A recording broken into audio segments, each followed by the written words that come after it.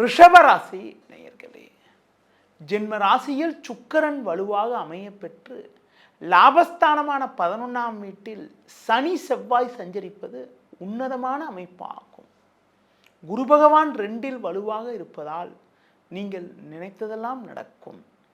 நல்ல வாய்ப்புகள் உங்களை தேடி வரும். கொடுத்த வாக்குறுதிகளை எளிதில் காப்பாற்றக்கூடிய ஒரு பலம் உண்டாகும். பண வரவுகள் மிக மிக சிறப்பாக இருக்கும். நண்பர்கள் மூலமாக ஒரு சில வளமான பலன்களை பெறுவீர்கள். தொழில் வியாபாரத்தில் நல்ல ஒரு முன்னேற்றத்தை அடையக்கூடிய ஒரு வாய்ப்புகள் உங்களுக்கு உண்டு. வேலையாட்கள் ஒத்துழைப்பு மிக மிக சிறப்பாக இருக்கும். நவீனகரமான பொருட்களை வாங்கக்கூடிய ஒரு யோகமானது உங்களுக்கு உண்டு.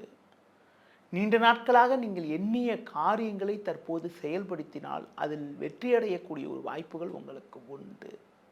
குடும்பத்தில் மகிழ்ச்சி தரக்கூடிய இனிய நிகழ்வுகள் நடக்கும். பிறருக்கு தந்த வாக்குறுதிகளை எளிதில் நிறைவேற்றக்கூடிய ஒரு பலம் உண்டாகும்.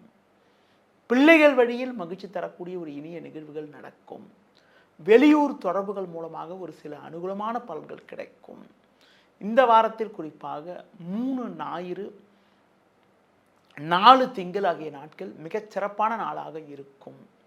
5ஆம் தேதி பகல் 12:55 மேல் உங்களுக்கு சந்திராஷ்டமம் தொடங்கி 6 புதன் 7 வியாழன் ஆகிய நாட்களில் உங்களுக்கு சந்திராஷ்டமம் இருப்பதால் நான் குறிப்பிட்ட நாட்களில் எந்த ஒரு விஷயத்திலும் சற்று நிதானத்தோடு செயல்படுவது, புதிய முயற்சிகளை தவிர்ப்பது, பிறர் விஷயத்தில் தலையிடாமல் இருப்பது, அடுத்து குறிப்பாக சிவன் வழிபாடு மேற்கொள்வது மிகவும் சிறப்பு.